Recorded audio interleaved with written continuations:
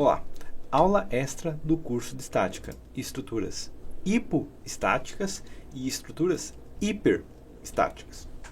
Vamos inicialmente analisar um carro, ok? Um carro ele tem dois apoios. Se eu for pensar num corte, né, olhar um carro de frente, eu tenho dois apoios, dois eixos de apoio. E esses eixos são rotulados, a não ser que existam freio de mão puxada, alguma coisa assim. Um carro normal, um carro de brinquedo, uma coisa assim, vai ser dois apoios de primeiro grau. Tanto que é por isso que carros andam, correto?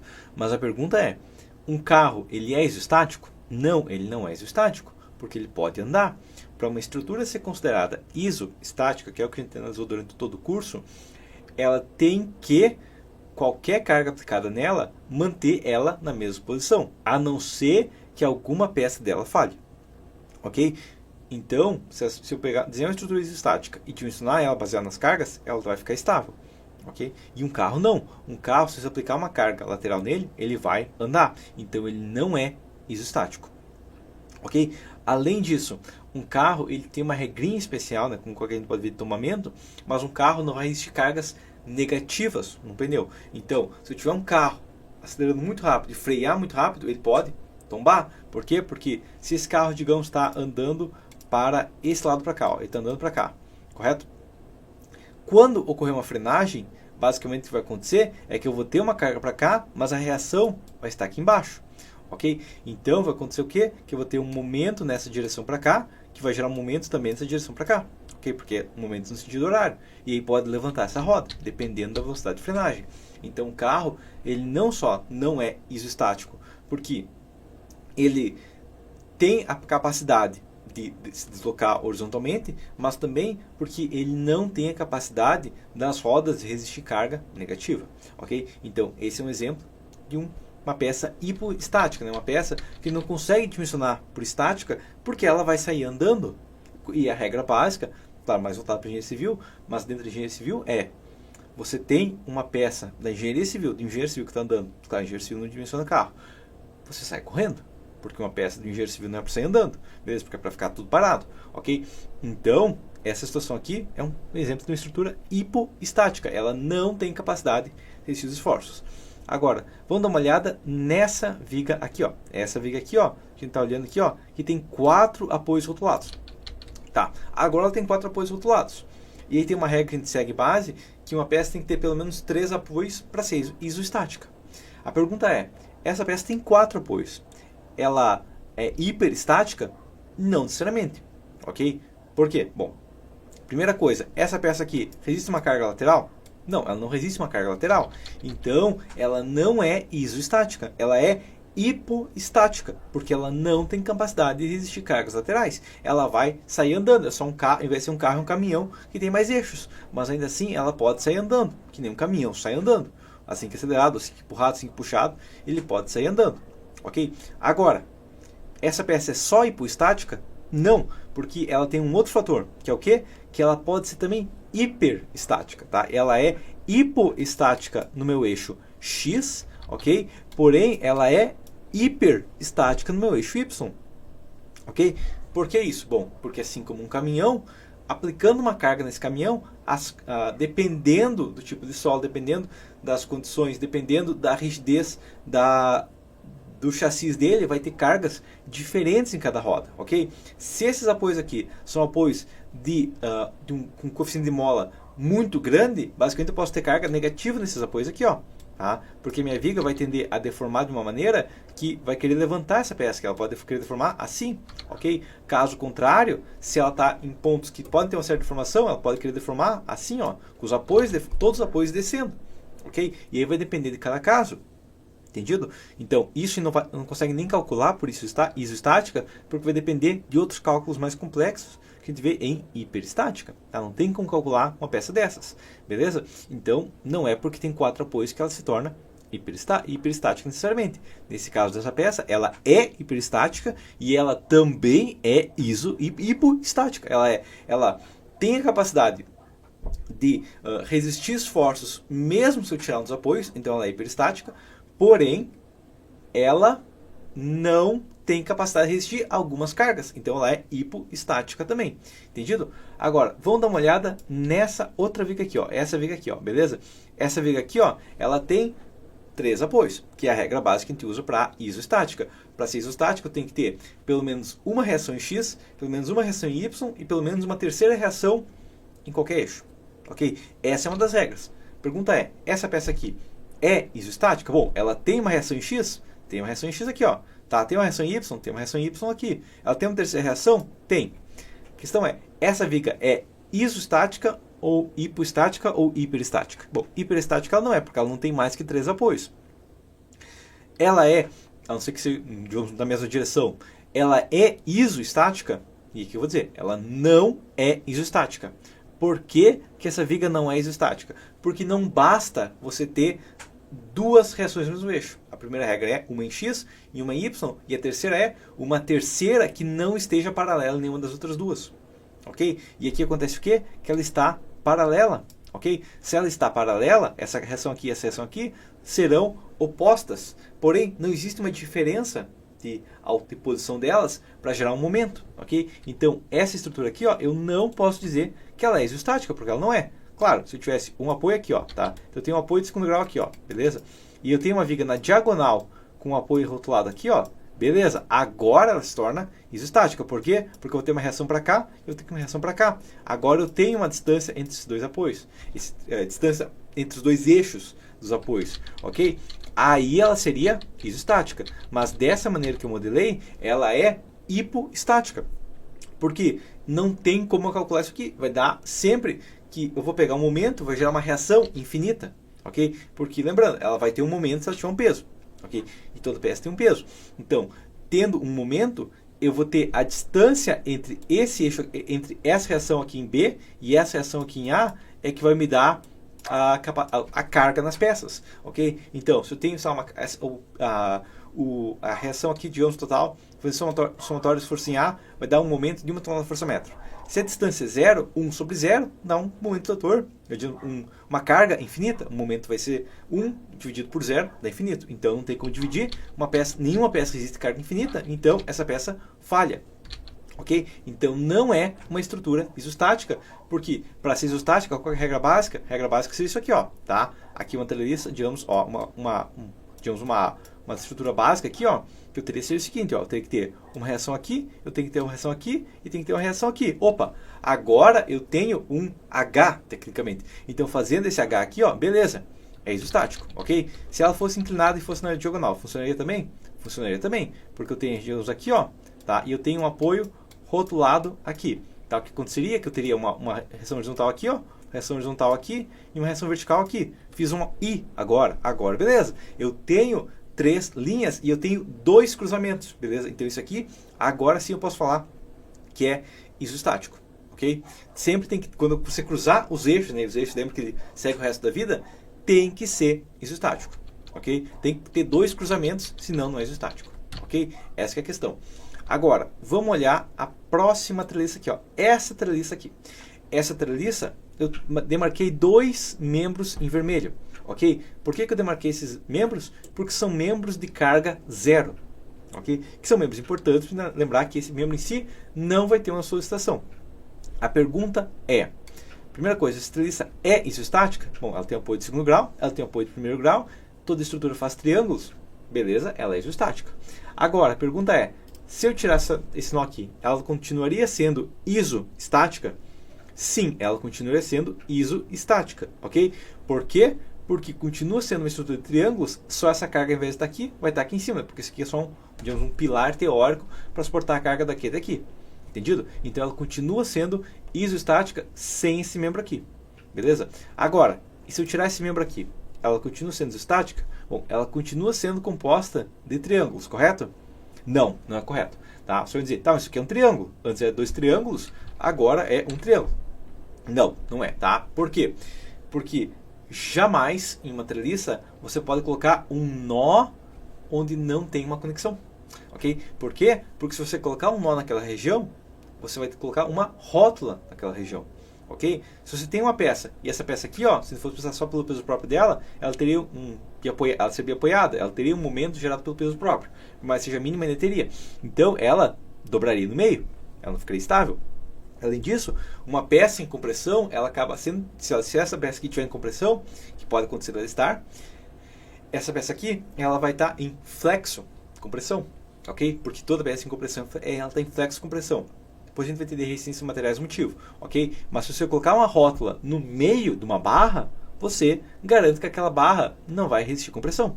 Então, você não pode colocar uma rótula no meio de uma barra. Não pode fazer isso. Se você tem como fazer essa estrutura ficar isostática mesmo assim?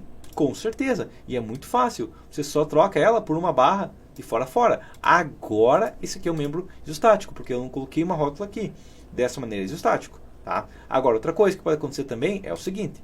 E se eu tivesse uma carga nesse ponto aqui, tá? Então, eu tenho uma treliça, mas eu tenho uma carga concentrada bem no nó, tá? Primeira coisa, se você for uma treliça, você não pode colocar bem fora, bem no meio do nó, bem no meio da barra. Você não pode fazer isso, ok? Toda a carga concentrada tem que estar nos nós da treliça, ok? E é um ponto aí de discussão se pode ser ou não colocado cargas distribuídas em treliças. Tá, que a gente tem o peso próprio dela, ok? Mas, como recomendação, não se coloca carga fora do banzo da treliça. Até uma carga distribuída pequena, muitas vezes a gente pode colocar, ainda assim não é recomendado, porque vai gerar um banzo que recebe essa carga muito mais pesado. E ele vai deixar de funcionar como uma treliça mesmo, ok? Entendido isso aqui? Então, dessa maneira aqui, é uma treliça isostática.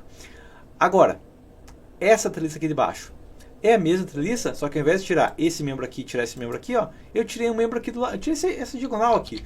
Posso tirar uma diagonal? Não, ela estava sofrendo uma carga. Ela tinha uma reação aqui. Você não pode tirar uma diagonal, ok? Até porque se for fazer o somatório dos nós aqui, ó, essa força para baixo vai ser absorvido por essa força para cima? Com certeza não, porque aqui é zero. Eu vou somar essa barra aqui, ó. A gente já tinha visto que essa barra aqui tem uma força zero. Então, não posso mandar uma carga só para um lado. Então não pode ser isso, ok? Essa estrutura dessa maneira aqui, ela é hipoestática. Entendido? Porque eu preciso de um membro aqui nessa região, ou poderia ser um membro nessa região aqui também, mas eu preciso de alguma coisa ligando essas duas regiões aqui e eu não tenho, ok? Então ela não é isostática, tá? E se eu colocasse, quem sabe se eu colocasse aqui um apoio de segundo grau, tornaria ela hiperestática? Não, não tornaria ela hiperestática. Por que não tornaria ela hiperestática? Bom, aí é a mesma questão. Eu tenho uma reação aqui, eu tenho uma reação aqui, ó. Eu tenho uma reação aqui e posso ter uma reação horizontal aqui. Só que essa reação aqui, ó, e essa reação aqui, ó, estão paralelas. Então essa treliça, ela não tem a capacidade de eliminar um membro que não esteja dentro dessa região, ok? Então, essa estrutura aqui, ó, se eu fizer dessa maneira aqui, posso colocar o apoio que for aqui, a não ser que coloque um engaste especial, mas a gente tem todas essas rótulas aqui, não vai adiantar.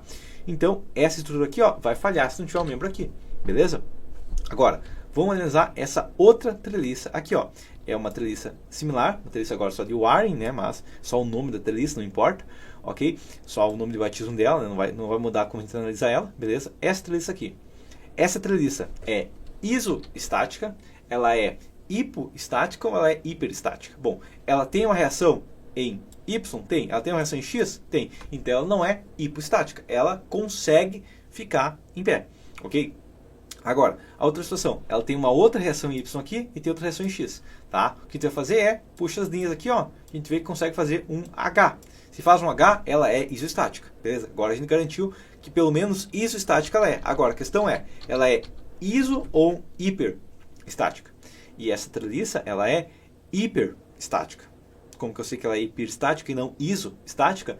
Basicamente, porque eu tenho duas reações aqui e duas reações aqui. Eu tenho duas reações em X e duas reações em Y. Eu não consigo resolver isso aqui por isostática. Essa estrutura aqui, se eu tirar uma das reações, ela continua em pé. Então, eu não posso dizer que ela é isoestática. Ok? E aí ela tem mais um método de funcionar, que é outra questão da hiperestática. Dependendo da rigidez de cada elemento, dependendo da rigidez dos apoios, dependendo da situação que a peça se encontra, eu posso ter reações diferentes. Ok? Mas esse tipo de estrutura eu já cansei, tá? É uma questão assim, tipo, eu pego o engenheiro, preciso de consultoria. Veja essa treliça aqui, eu já sei.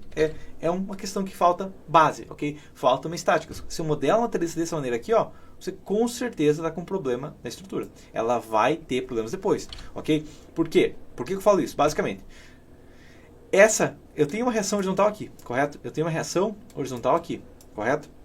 Bom, essa reação não vai ficar paralela a um banzo? Vai. E por que isso é importante? Porque se eu tirasse uma diagonal, essa estrutura cairia. Agora, se eu tirasse o banzo, ok? Bom, se eu tirasse um pedaço do banzo, essa estrutura cairia? Não, ela só geraria um efeito de arco, ok? Ela geraria um efeito assim, ó, tá? Claro, na prática ela tá mais ou menos assim, né? Tá aqui o nosso efeito de arco, um arco meio quebrado aqui, né? Um arco em 3 pedaços aqui, ó, mas ainda assim um efeito de arco, ok? Então ela vai ter um efeito de arco que vai suportar ela. Essas duas cargas horizontais vão fazer a função desse banzo aqui que não existe mais, entendido?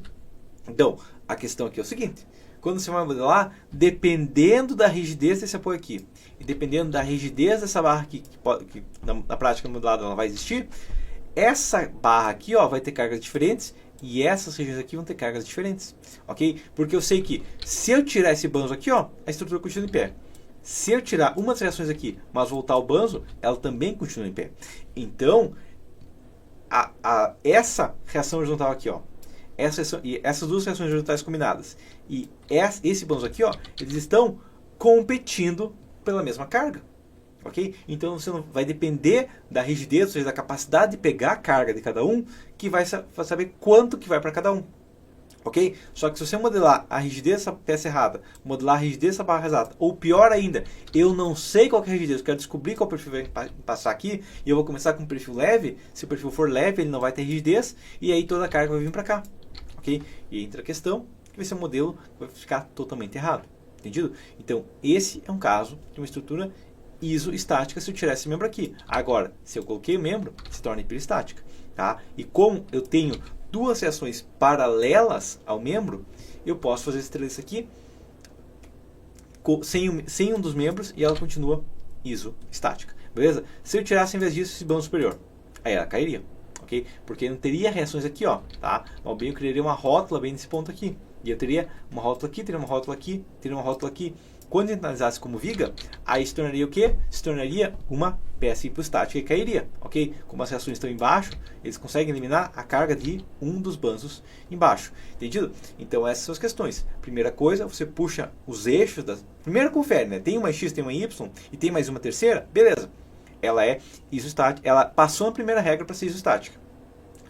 Quando eu puxo essas 3 linhas, ela torna um H? Beleza. Se ela torna um H e ela tem pelo menos 2 reações em um eixo e uma reação em outro eixo, ou tem uma reação na diagonal, no caso, pode acontecer, tá? Mas assim, tem um total de 3. Você puxa a linha e faz um H, mesmo seja um H torto, poderia ser um H sim, poderia ser um H aqui, eu poderia ter uma barra aqui, ó, e eu poderia ter uma barra aqui, ó.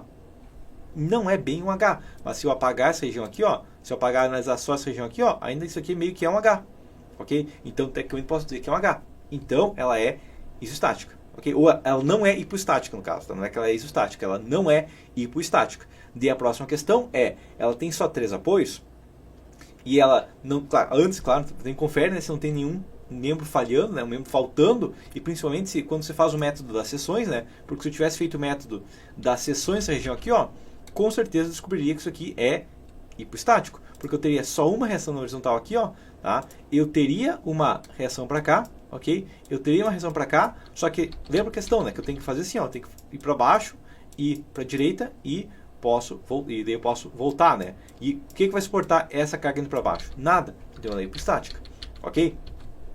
E por fim, a outra questão é se ela tem mais de 2 apoios em cada eixo e 4 apoios pelo menos. Aí vai ser 2 apoios em cada eixo ou 4 apoios, aí ela se torna hiperestática. Se tornando hiperestática, a gente não consegue mais modelar ela usando as regras que a gente usa em estática. Tá? Depois, quando a gente estudar hiperestática, vai ter a maneira de estudar isso. Tá? Tem como modelar isso aqui, é um método um pouco mais complexo, mas sim, tem como modelar isso aqui. Beleza? Mas por enquanto será isso. Sempre confira muito bem o que você está colocando, sempre confira muito bem esse tipo de apoio comparado ao que eu estou modelando na prática, é o que a gente vai ter realmente ou não, porque pode acontecer de eu não ter realmente o apoio que eu acho que eu tenho, ou ter um apoio que eu vou modelar e depois, quando eu for executar, eu esqueço, tá? Porque eu já vi de engenheiro que modela uma peça, depois modela outra, esquece da carga horizontal, tá? Eu vou calcular a fundação de um prédio, já vi muito engenheiro, foca o peso de cima para baixo, ignorando o momento, ignorando a carga horizontal e tudo mais, e aí subdimensionando uma estrutura, ok? Por isso que tem prédio caindo por aí, beleza? Mas por enquanto seria isso, até a próxima.